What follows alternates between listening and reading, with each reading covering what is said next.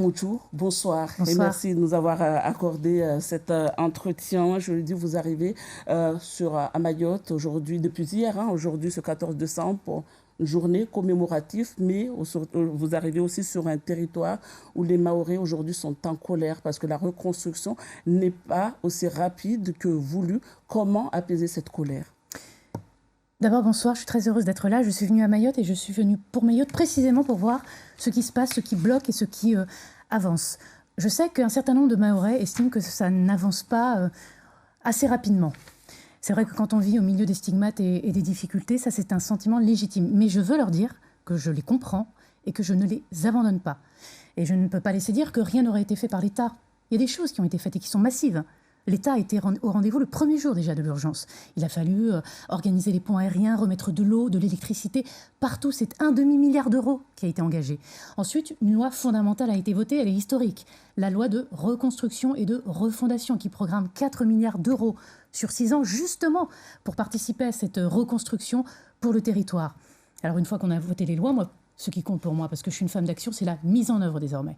Ben, la mise en œuvre, elle a débuté. Le chemin, il est long. Le chemin, il est long, vous avez raison. On ne peut pas se contenter de dire que tout va bien, les crédits ont été votés. Non, ce n'est pas vrai. C'est pour ça que je suis là. C'est pour constater de mes yeux et pour ensuite rapporter à Paris une stratégie avancée sur ce qu'on peut améliorer. Et je le dis, on a aidé les agriculteurs, par exemple. 20 millions d'euros ont été versés. On a aidé les entreprises. Ça c'était 20 les millions d'euros. aides, ça c'était les aides, l'urgence du moment. Effectivement, oui, il fallait qu'on ait de l'électricité, qu'on ait de l'eau, etc. Mais aujourd'hui, par exemple, des élèves n'ont que 2 heures de cours par jour. Les classes sont en triple rotation, c'est-à-dire qu'une classe une salle de classe accueille 3 classes dans la journée. Comment est-ce concevable sur un territoire de la République? Mais vous avez raison, l'école, c'est la mère des batailles. J'ai des enfants scolarisés. Sauf que les mères aujourd'hui n'ont plus de quoi réparer ces écoles. Bien sûr, je veux la même chose pour les Mahoraises et les Mahorais. La question de l'école à Mayotte, elle date d'avant Chido. Les difficultés, on les connaissait déjà. Évidemment, ce qui s'est passé n'a pas amélioré les choses. Et les rotations qui existaient avant, elles n'ont pas lieu d'être. Ça, c'est vrai. Il faut qu'on avance sur la reconstruction des écoles. On est prêt, l'État est prêt à accompagner, ce n'est pas sa compétence, mais nous sommes prêts à le faire. Et d'ailleurs, j'ai invité le ministre de l'Éducation nationale demain, dans le cadre du comité de suivi que je mets en place justement pour qu'on suive les projets les uns après les autres, parce qu'on veut agir en transparence. Le ministre de l'Éducation nationale sera là. Mais moi, je veux qu'on puisse avancer. Mais ce n'est pas l'État qui bloque sur ce sujet, je le dis. Je vais signer demain une convention avec 3 communes pour que l'établissement public qu'on a mis en place dans le cadre de la loi puisse aider les maires à construire ces écoles en ingénierie, en compétences, en expertise en fait, parce que c'est aussi ça qui manque dans un certain nombre de secteurs. Donc l'État sera au rendez-vous, mais vous voyez bien que c'est un travail collectif. Il faut qu'on avance ensemble. Naïma Mouchou, vous dites que ce n'est pas l'État qui bloque. Le fonds d'amorçage, parlons du fonds d'amorçage, beaucoup de communes attendent toujours. Je prends l'exemple de Mamoudzou, sur 20 millions d'euros de factures déposées, 12 arrêtés de subventions signés, soit 3,7 millions d'euros, mais seulement 141 000 euros encaissés par la commune. Elle n'est pas la seule dans ce cas. Les élus disent aujourd'hui que le blocage vient de l'État, de la préfecture. Il n'y aurait pas assez de personnel pour traiter les dossiers. Comment y remédier? Mais je vous réponds les yeux dans les yeux, parce que évidemment j'ai été saisie de cette question, donc j'ai voulu aller voir, j'ai voulu comprendre ce qui se passe. L'État a mis 80 millions d'euros en autorisation d'engagement, en argent présent, pour le fonds d'amorçage, pour aller financer ces projets. Environ 30 millions d'euros ont été à peu près investis aujourd'hui, c'est-à-dire effectivement donnés par l'État pour permettre la concrétisation de ces projets. Il manque de l'argent, pourquoi? L'argent, il a été mis au pot. L'État doit ensuite instruire les dossiers. Vous comprenez bien que c'est de l'argent public. C'est l'argent de l'impôt des Français. On ne peut pas faire n'importe quoi. Est-ce qu'il y a assez de monde justement pour instruire ces dossiers? Ça. On ne peut pas faire n'importe quoi dans la gestion des deniers publics. Donc il faut que les dossiers soient cadrés. Il faut que ça s'inscrive dans le cadre légal. Donc il y a des choses qu'on ne peut pas financer parce que précisément ça ne répond pas aux conditions de la loi. La loi, elle doit être la même pour tous, droits et devoirs. Et donc ici, dans ce cas précis sur lequel vous me saisissez, je peux le dire, il y a des dossiers qui n'étaient pas carrés en quelque sorte.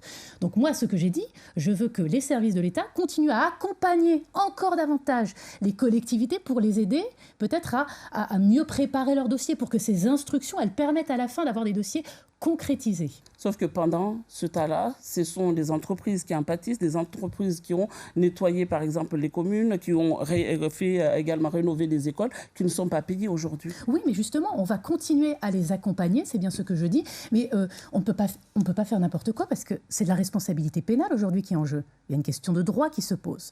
Il y a des fonds qui existent, donc il n'y a pas de rétention d'argent, l'argent est là. Maintenant, ça doit répondre à des critères, on ne peut pas financer n'importe quoi.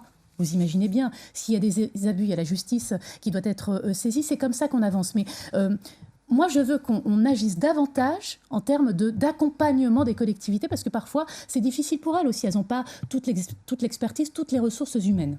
Et justement, je vais vous proposer de regarder ce reportage dans 2 communes à Bandrabois, M'Tsangamouji. Donc la première, la commune de Bandrabois, a reçu des aides pour la construction, la reconstruction, tandis que la deuxième a dû puiser dans ses fonds propres. Regardez ce reportage de Yasmine Jaffar, Mathilde Dagnon et Daniel Abdou.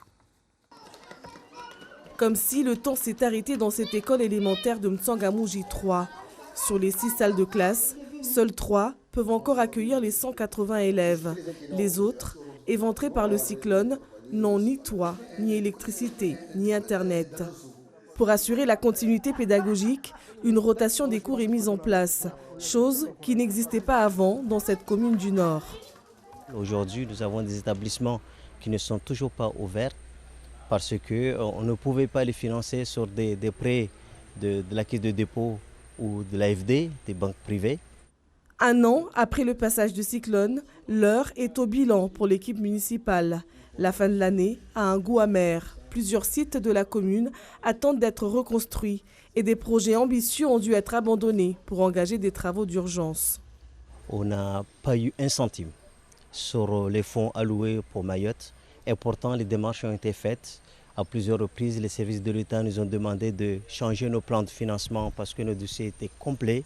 Malheureusement, à la date d'aujourd'hui, on n'a rien reçu. À Bandrabois, la réalité est tout autre. Les locaux de l'hôtel de ville, durement touchés pendant le cyclone, sont flambant neufs désormais. L'État a débloqué 1 300 000 € pour les travaux de reconstruction. Alors, tout ce qui est toiture, le tôle, la charpente, tout ce que vous voyez ici était parti. Donc, après le passage des Chido, il n'y avait pratiquement rien du tout. Nous estimons que d'ici à la fin du mois de janvier, nous reprenons les services ici. Seule cette pièce possède encore les vestiges de Chido. Dans ces cartons, des archives abîmées. Mais si à Bandrabois, la page commence à être tournée, M'Tsangamouji attend désespérément les fonds d'amorçage promis par l'État pour essayer de gommer le passage du cyclone Chido.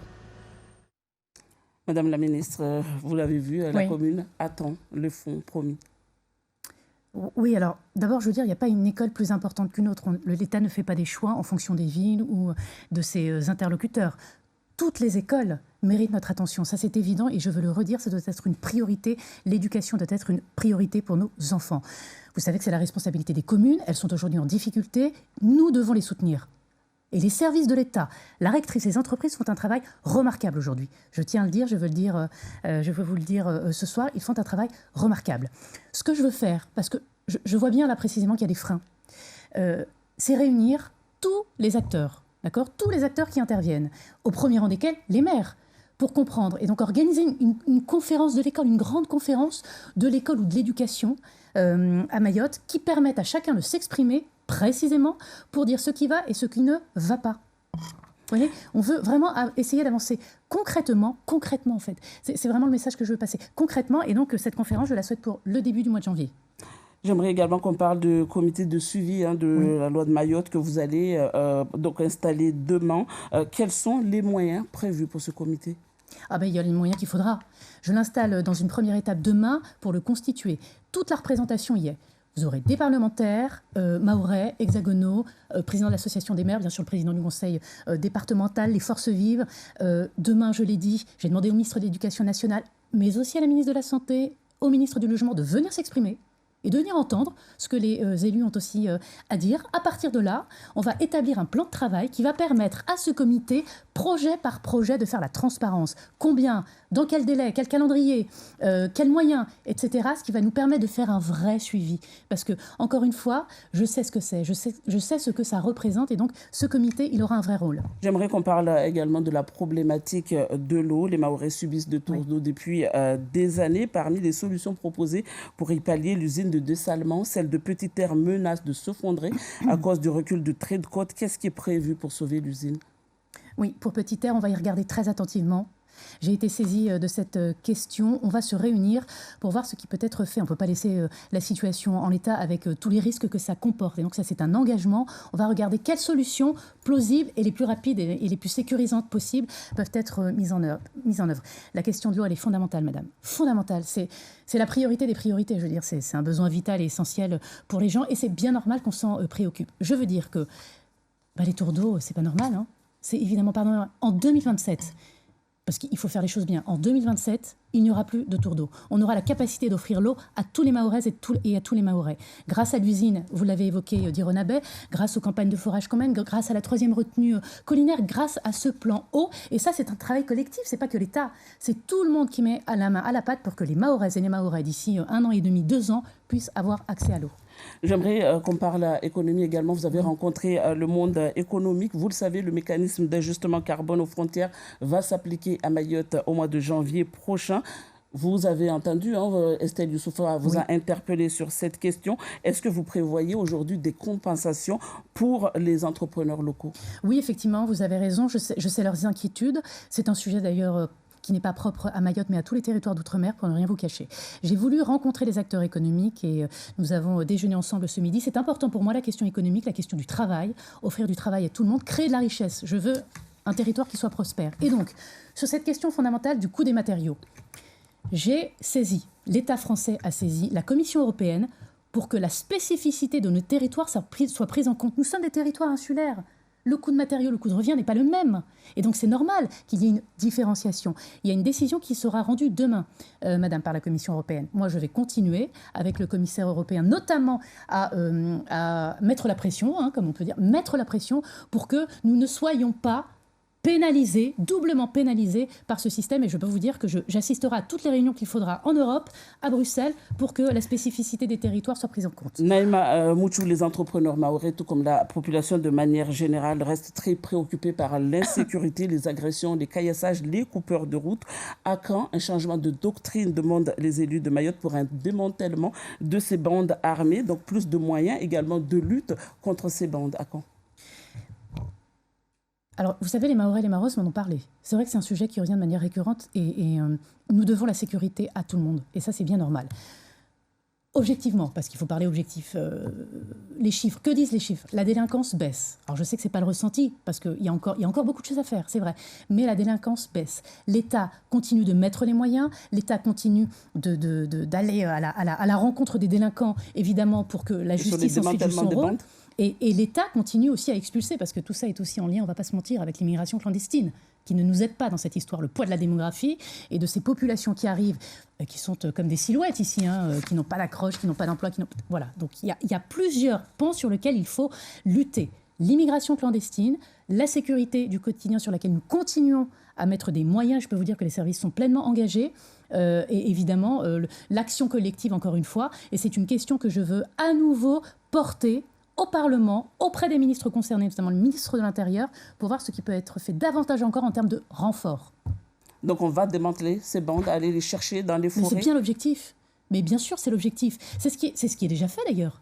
C'est ce qui est déjà fait aujourd'hui. Je peux vous dire que les forces de sécurité sont pleinement impliquées. Ce matin, j'en ai décoré un certain nombre. J'ai décoré des policiers et des gendarmes, justement, parce qu'ils avaient fait preuve de courage et de dévouement pendant Chido, mais pas que.